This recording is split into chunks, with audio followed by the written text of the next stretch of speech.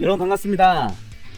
야외 촬영은 이걸로 이제 마치고 마지막 촬영하고 이제 얼른 들어가서 쉬어야 될 것 같습니다. 오늘 촬영 마지막 분인 것 같습니다.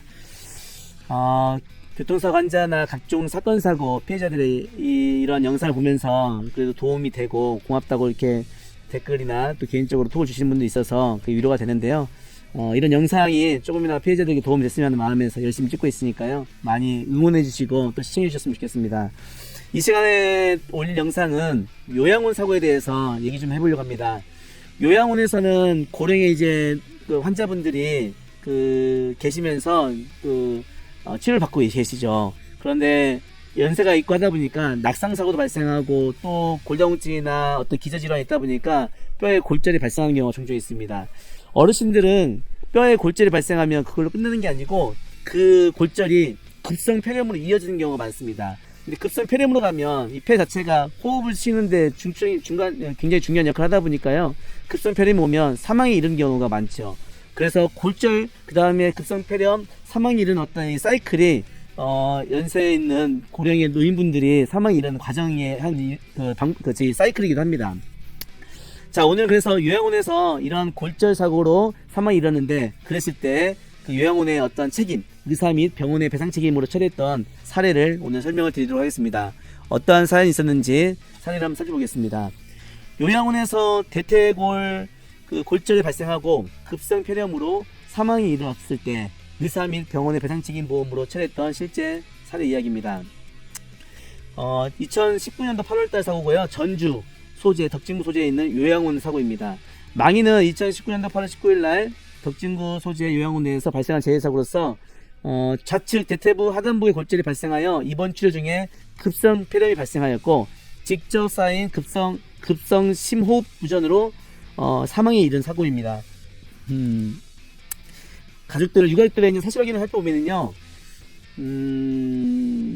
요양원에 골절이 발생하였고 그 다음에 정확한 사고 내용을 알 수 없었으며 다음날 어머니가 다리가 많이 부어있다고 해서 요양원 간호사에게 전화를 와서 확인이 되었고 사망의 원인은 무엇이라는 겁니까? 사고가 발생한 후 요양원 측 연락이 받아 정확한 사고 내용을 알 수 없었으며 추측만 하고 있었습니다. 저는 생각에는 요양원 측 요양보호사와 같이 식사, 욕실 등 이동하기 위해 휠체어를 이용하던 중에 발생하지 않았나 생각합니다. 그러니까 어떤 그 골절이 발생한 원인이 무엇인지를 물어본 건데 골절이 언제 어떻게 발생하는지를 모르는 거예요. 그래서 분명히 발생했는데 아마 그래서 이동 중에 발생하지 않았을까라고 생각하고 추측이 한 거죠. 병원에서 알려주지 않았으니까 어떻게 골절했는지 몰랐던 거예요. 병원에서 골절된 것은 나중에 이제 알게 된 거고요. 병원에서 엑스레이 검사를 받고 요양원에서 1개월당 다시 입소했으며 요양원에서는 어머니한테 너무 함부로 대하고 골절 부위에 대한 치료가 진행되지 않아 2019년도 다른 병원으로 CT 검사해서 이렇게 요양병원에 입원하게 되었다. 이제 그런 과정이고요. 어쨌든 그런 과정을 거쳐서 급성 심호흡 부전, 급성 폐렴으로 이렇게 사망을 하게 됩니다. 자, 이때 요양원의 책임을 이제 물을 수 있을 것인지. 급성 폐렴인데 폐렴은 뭐 연세가 있고 하면 발생할 수 있는 건데 급성 폐렴만 가지고 요양원의 배상 책임을 묻는다? 그건 쉽지 않거든요. 그러면 어떤 사연이 있었는지 보겠습니다. 기저질환으로는 이제 치매도 있었고요. 골절, 이제 입원 중에 발생한 거죠. 고혈압도 있었고, 또 상세불명의 폐렴의 진단도 받은 게 있습니다. 자, 이 요양원의 배상 책임 판결 사례를 몇 개 보고 이 사건을 돌아오고 싶은데요. 요양원 책임을 인정했던 법원의 판결을 보면 90%로 제한한 판결에서는 어떤 사고가 있었을까요? 그 관리를 소홀히 해서 요양원에 있던 고령 환자가 요양원을 빠져나가 주변을 배회하다가 결국 사망했던 사건이 있었습니다.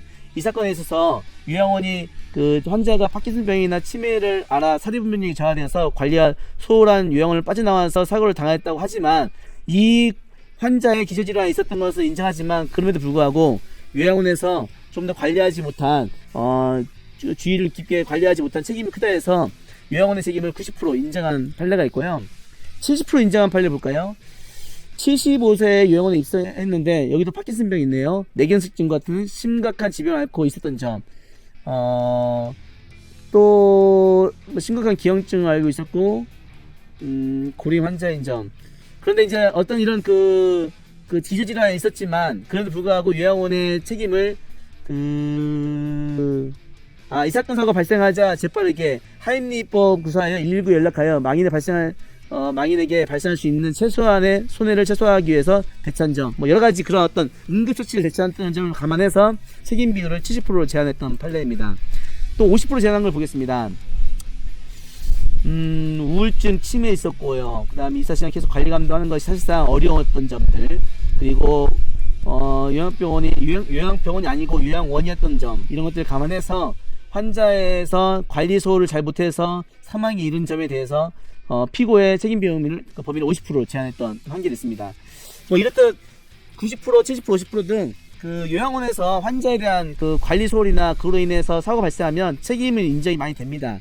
그리고 이제 민법 390조 채무 불이행과 손해배상 책임이라든지 민법 750조를 근거로 해서 손해배상 책임을 청구할 수 있죠. 자, 이 사건으로 돌아와서 손해배상 책임 적용이 판단이 가능한가 살펴볼게요. 만 73세 망인은 2019년도 8월 19일 날 재해사고로 인해서 어떤 재해사가 발생해서 대퇴골 하단부에 골절이 발생하였고 엑스레이 검사를 받고 최종 진단을 받았으나 수술할 수 있는 상태가 아니라고 하여 기부수 처치를 받은 사실이 있고, 그 이후 합병증으로 급성폐렴으로 원인으로 사망에 이르렀다. 망인은 2019년도 8월달에 재해사가 발생하였고 이 사건 사고 전에는 운동성에 별다른 문제가 없었으며 워커 및 휠체어 등을 이용하여 화장실, 식사 장소 이동, 스스로 간단한 운동을 할 수 있는 건강 상태로 확인됩니다. 의학적으로 폐렴은 면역력이 강한 젊은 층에서는 상대적으로 발병률이 낮으나 걸린다 해도 쉽게 완치가 되나 고려 노인의 경우에는 폐렴을 앓았던 사람이라든지 지병이 있거나 그런 사람들에게는 감염률이 높은 점, 그리고 그로 인해서 치사율이 높다는 점을 알 수 있습니다. 여하튼 이렇게 해서 그 골절과 급성폐렴과 인과관계가 있다고 판단되는 게 의학적인 어떤 그 자문 결과의 내용이었고요. 그걸 근거로 손해배상 청구를 이제 하게 된 거죠. 정형외과의 이제 자문 결과에 대해서 이렇게 나옵니다. 좌측 대퇴바단부 골절의 진단을 받았으나 수술이 불가능한 상태로 확인되어 기부스하고 요양병원에 입원 치료 중에 급성폐렴이 발생하였고 직접 사인 급성 심호흡 부전으로 사망에 이르렀던 점을 1년의 과정을 볼 때 재해사고, 골절과 사망과 인과관계를 있는 것으로 보는 것이 적절하다고 처리됩니다. 또한 망인은 발생하기 전에 워커를 이용하여 욕실, 식사 장소까지 혼자 이동하는 등 건강상의 특별 문제가 없었으나 2019년도 8월 19일날 재해사고 인해 입원 치료하던 중에 합병증으로 급성폐렴이 발생하였고 이로 인해서 사망에 이르렀기 때문에 재해사고와 급성폐렴, 사망과 인과관계를 70% 정도 보는 게 타당하다라고 판단해 줬습니다. 그게 이제 그 자문한 그 결과에서 나타난 것을 가지고 이제 평가를 하게 된 거죠. 자, 이렇게 해서 손해배상 책임 정도는 70% 정도를 책임져야 된다는 것을 주장하게 됩니다. 그리고 70% 정의했던 판례를 근간으로 이제 주장하고요. 자, 위자료입니다. 이 위자료는 의료 과오 소송, 의료 과실 과오 이런 걸 이제 그 용어를 제가 구분해서 설명을 했었는데요. 의료 과오 소송에 있어서는 불법행위 책임처럼 뭐 위자료를 7천만원, 8천만원 이렇게 묻지 않고 그 가족 망인의 위자료 뭐 한 2천만원 정도, 그리고 배우자가 있으면 배우자, 자녀가 있으면 자녀들의 위자료 1인당 300만원, 많게는 500만원 이렇게 평가를 하고 있습니다.